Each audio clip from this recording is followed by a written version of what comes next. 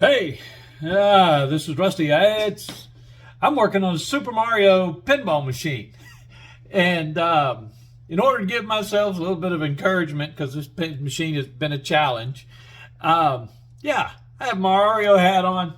I have a Mario shirt. We're getting this thing close. We're gonna make it work really soon. But my biggest confusion recently has been what I'm working on now. The last big thing is the sound, and I'm having some trouble with the sound, and it's not doing what it's supposed to do. And the sound on this game, which is the same for all the Premier version or System 3 version of Gottlieb games, they're basically the same. And so I want to, and because the way this thing generates sound and how it does and how it's cut up and where it's really can be quite confusing, but it also gives you the ability, as you're going to see, to isolate down to the boards to know where your problems are. And so what I'm going to do is I'm going to first, because all I'm going to concentrate today is not about the power supply section of these three boards, but about the sound. How does the sound get out and get sent out, and how we can divide it up so we can find out which boards are working and which ones aren't.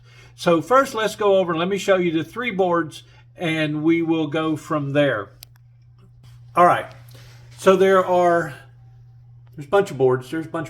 So the three boards we're concerned about is this board, which is the auxiliary power supply board, but it's also that and that are the two audio amplifiers for sound. So it generates up here the voltage is necessary for these two boards, 12 volts, negative 12 volts for those two boards over there. 5 volts is actually generated down here, but the 12 and negative 12 is generated out of here and sent into these two boards.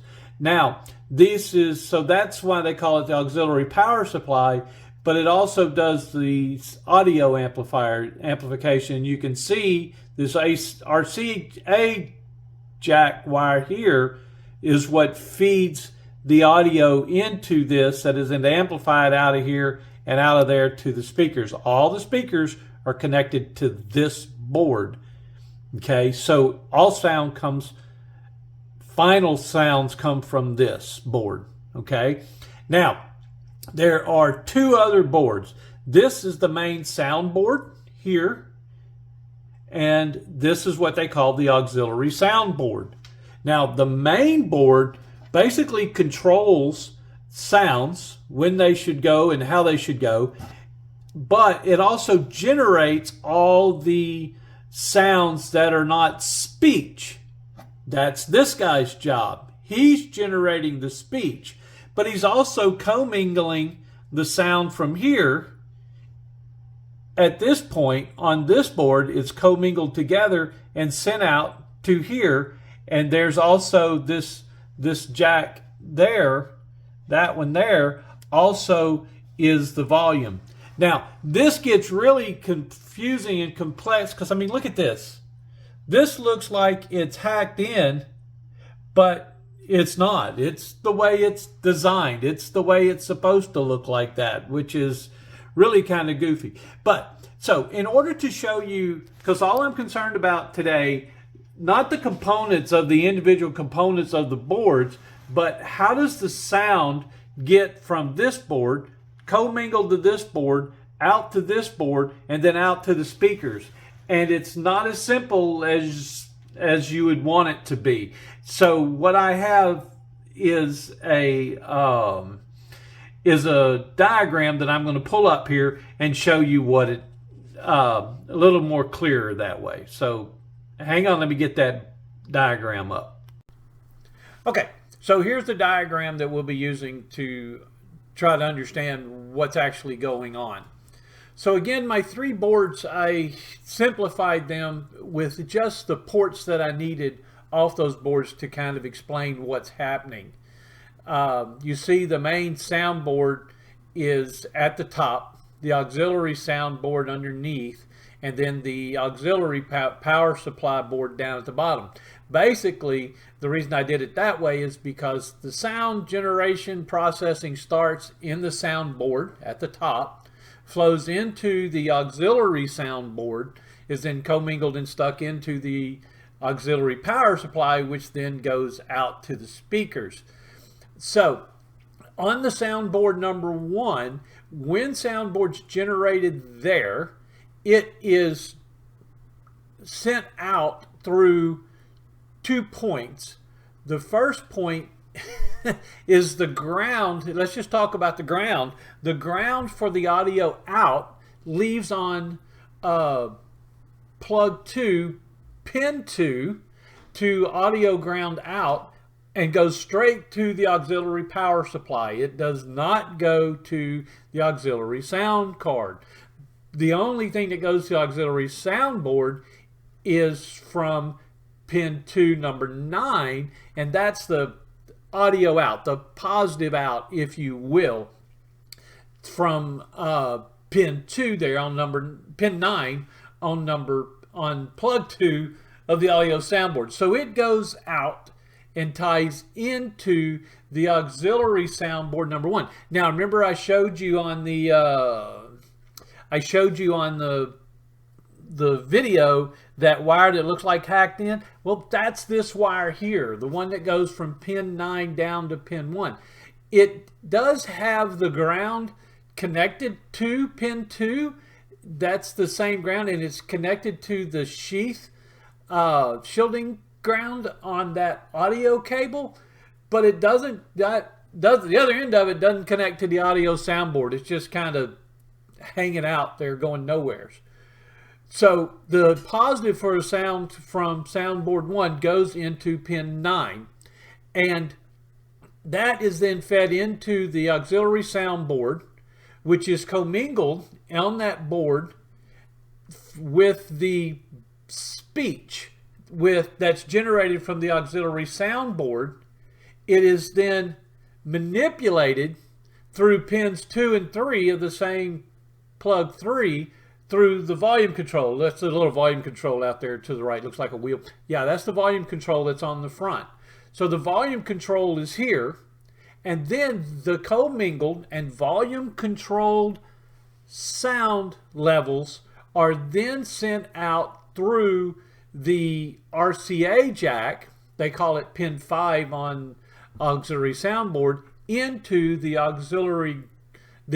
RCA jack of pin 3.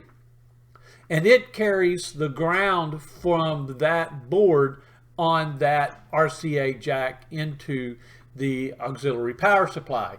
The auxiliary power supply then takes all that commingled volume controlled sound and spits it out through the speakers on those other pins on plug 1. So this is basically what I wanted to show you is this is really the simplified, how does audio get from the sound card to the auxiliary? It's commingled out of that into the power supply board. So my problem was, I'm having trouble getting any sound out, and I wasn't sure where my problem was coming from. So what I wanted to do was eliminate one of those boards, the sound board. So what I do, and I'll show you how to do this, is I jumper straight from number 9, pin 9 on pin 2, jumper it straight to the the input of the center pin of the RCA jack. And since the auxiliary ground from the soundboard, the audio ground from the soundboard is already to pin to the auxiliary power supply, we should be good to go. And that's what I did. I'll show you how that works, and I'll show you how it actually works and flies. Okay, I'm back. All right, so let me show you how I make this work. So first, let me show you the little tool that I made, and this thing is great if you're trying to deduce and figure out certain things. I was having trouble isolating boards, so what I wanted to do is be able to jump some of the wires because I need the power wires from the auxiliary board, but not all the sound connection wires. So what I wanted to do was create some little jumper wires that I could tie things. So that's what I did. And this is basically what it is. So it's just short little jumper wires. And I soldered on a Molex pin that I would use. There was like a header pin. I cut up a header pin for the board and soldered it on the end of the wire. I then turned around and just took the other wire and just kind of rolled it up a little bit so I'd have something to clamp onto. And let me show you how I use that. So here is where I'm tying into pin 1 on A20, right? That's the sound out. So that little pin just sticks right in that hole. Works great. Sticks in that hole. And then on the other end of it, I just have it hanging there.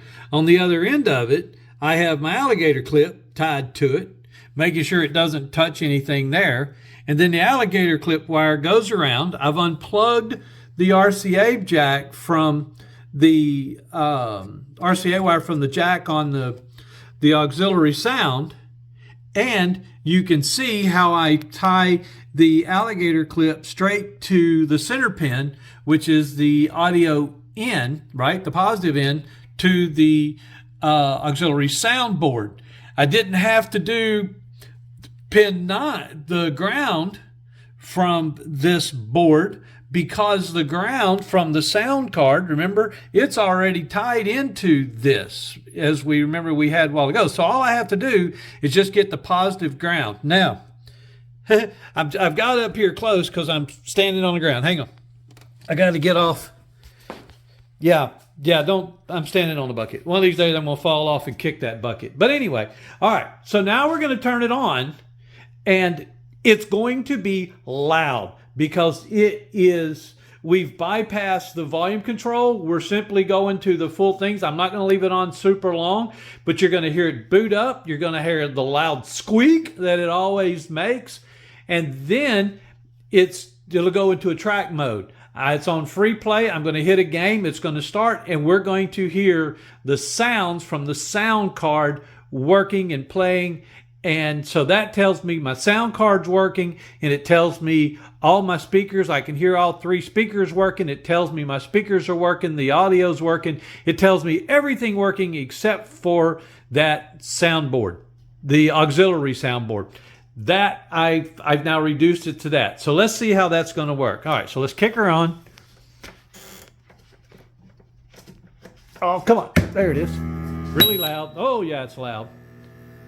Now, so I'm in a track mode. You see the red LED lights are blinking? All right, all the LED lights should be blinking. The auxiliary soundboard should also be blinking, but it's not, because, yeah, that's where my problem is. Now, when I start a game,